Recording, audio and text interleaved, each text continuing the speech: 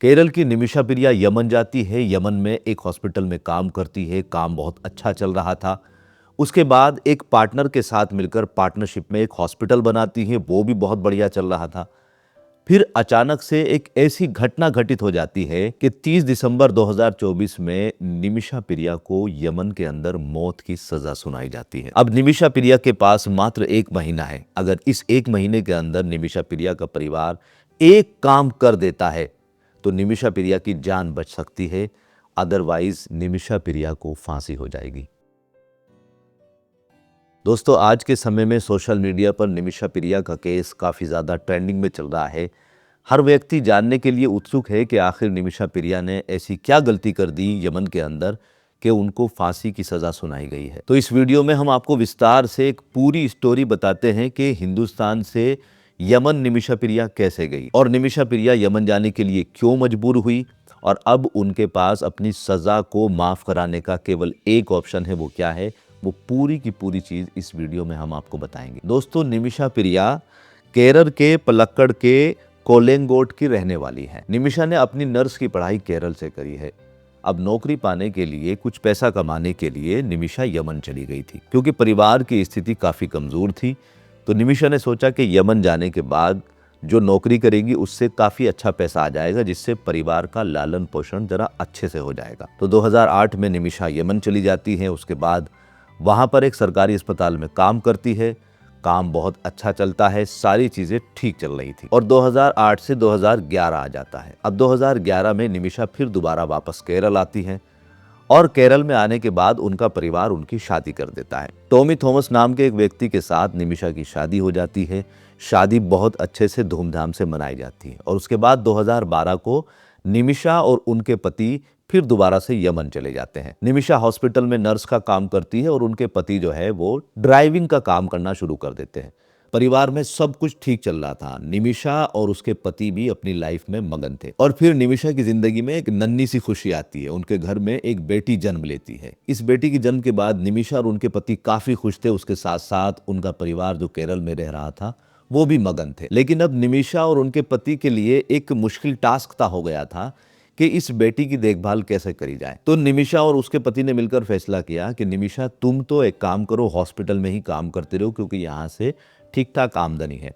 मैं ड्राइविंग करता हूँ तो इतनी ज्यादा आमदनी नहीं है, मैं बिटिया की देखभाल अच्छे से कर पाऊंगा। निमिषा भी इस बात पर एग्री हो गई। निमिषा अपना काम करती थी, हॉस्पिटल में जाती थी और टॉमी थॉमस जो है वो बिटिया की देखभाल करते थे। जिंदगी अभी भी ठीक ठाक चल रही थी, लेकिन हाँ, थोड़ी सी फाइनेंशियली मुसीबतों का अब सामना करना पड़ रहा था। इसी बीच 2014 आ जाता है और 2014 में यमन में एक गृह युद्ध हो जाता है।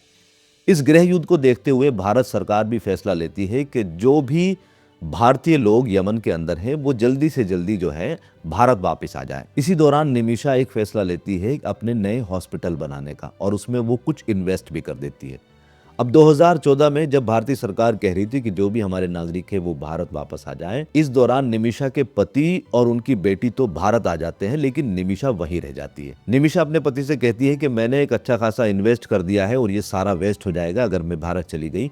आप एक काम करो, भारत चले जाओ, जैसे ही सिचुएशन नॉर्मल होगी मैं भी वहीं पर आ जाऊंगी। इसी दौरान तलाल अब्दो मेहंदी नाम के एक व्यक्ति की पत्नी की डिलीवरी होनी थी। ये डिलीवरी निमिषा कराती है।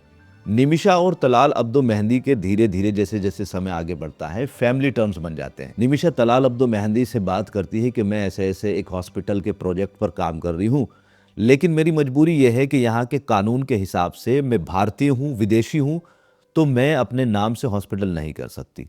मुझे कोई पार्टनर की ज़रूरत पड़ेगी जिसके नाम पे वो हॉस्पिटल हो जाएगा और मैं वहाँ पर एज ए नर्स काम करूँगी। तलाल अब्दो मेहंदी कहता है कि तो क्या टेंशन की बात है, मैं तुम्हारे साथ पार्टनरशिप करने के लिए तैयार हूँ।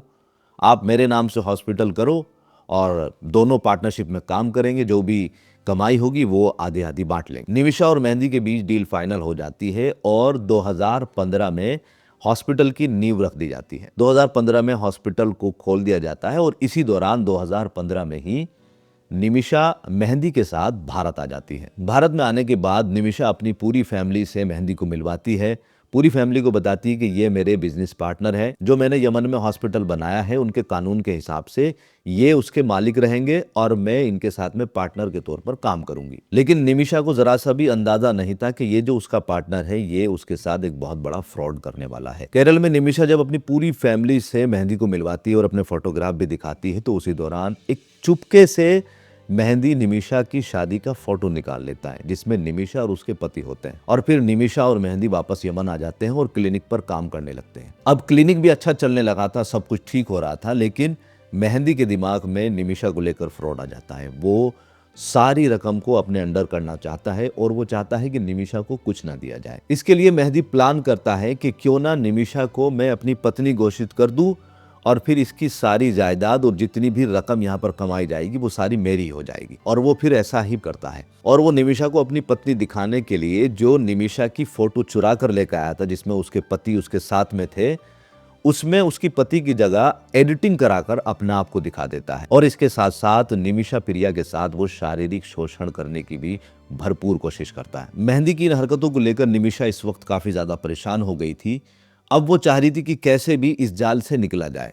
इसके लिए वो पुलिस की मदद लेती है। वो पुलिस में मेहंदी के खिलाफ कंप्लेन दर्ज करा देती है। कुछ दिन के लिए मेहंदी को पुलिस अरेस्ट कर लेती है। निमिषा के इस कदम से मेहंदी बौखला गया था और वो जैसे ही जेल से वापस आता है वो निमिषा के पासपोर्ट को अपने कब्जे में ले लेता है। अब निमिषा के पास जो एक ऑप्शन था कि अपने पासपोर्ट को लेकर वो वापस भारत चली जाए, वो भी ऑप्शन खत्म हो गया था क्योंकि मेहंदी चाहता था कि निमिषा उसकी दूसरी वाइफ बनकर यहीं पर रहे, वो भारत ना जाए। अब परिस्थिति ऐसी बन गई थी कि निमिषा टेंशन में रहने लगी थी और उसने हॉस्पिटल में ध्यान लगाना भी कम कर दिया था, जिसकी वजह से हॉस्पिटल का जो काम था जो कि बहुत बढ़िया चल रहा था अब वो डाउन की स्थिति में जाना शुरू हो गया। इसको देखकर मेहंदी के अंदर भी बौखलाहट पनपने लगी थी और वो नशे का आदी हो गया। यहाँ पर निमिषा बिल्कुल अपने आप को फंसा हुआ महसूस कर रही थी और वो चाह रही थी कि किसी भी तरह से उसका पासपोर्ट उसको वापस मिले और वो फौरन अपने पासपोर्ट को लेकर अपने देश भारत चली जाए। लेकिन पासपोर्ट मेहंदी के कब्जे में था। इसी दौरान निमिषा के एक दोस्त ने निमिषा को मशवरा दिया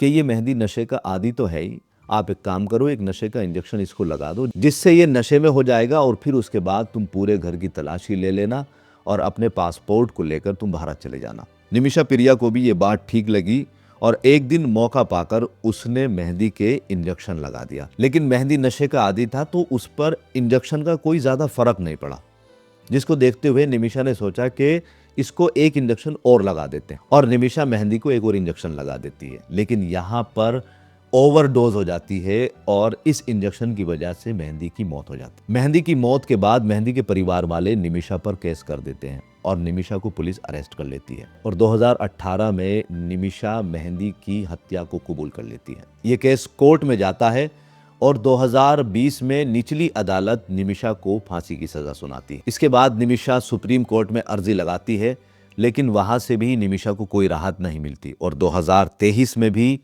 सुप्रीम कोर्ट निमिषा को फांसी की सजा ही सुनाती है।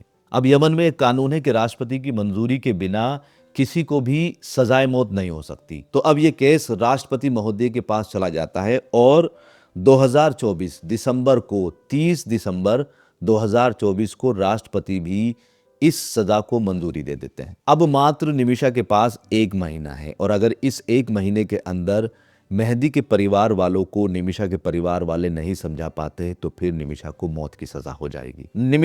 निमिषा के मौत की सजा को टालने का अभी एक ऑप्शन बाकी है, वो है ब्लड मनी। अब ये ब्लड मनी क्या है ये भी आपको समझा देते हैं, क्योंकि यमन के अंदर इस्लामिक कानून है और इस्लामिक कानून के अनुसार जिस व्यक्ति को प्रताड़ित किया जाता है या जिस व्यक्ति को मार दिया गया है उसके जो परिवार वाले हैं उन परिवार वालों के अनुसार ही सजा दी जाती है कि वो क्या चाहते हैं। अगर ये परिवार वाले मुजरिम को सजाए मौत दिलाना चाहते हैं तो मुजरिम को सजाए मौत होगी और अगर ये परिवार वाले उसे माफी देना चाहते हैं तो माफी भी हो सकती है। मतलब जो मुजरिम है वो कुछ पैसे देकर परिवार वालों को अपनी सजा को माफ करा सकता है अगर परिवार वाले एग्री हो। लेकिन ये ब्लड मनी का जो विकल्प होता है ये बहुत ज्यादा कॉस्टली पड़ता है। यहाँ पर अगर मेहंदी के परिवार वालों से सहमति बन जाती है तो निमिषा के परिवार वालों को मेहंदी के परिवार वालों को $4 लाख देने पड़ेंगे।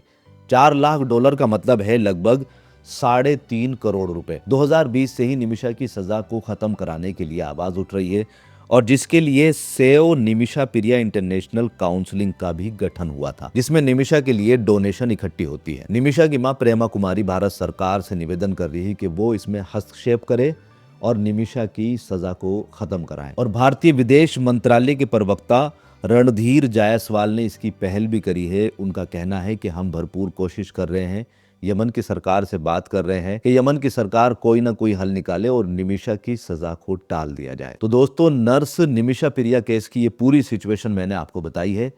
आप इस पूरे केस के बारे में क्या कहना चाहेंगे, कमेंट करके जरूर बताएं।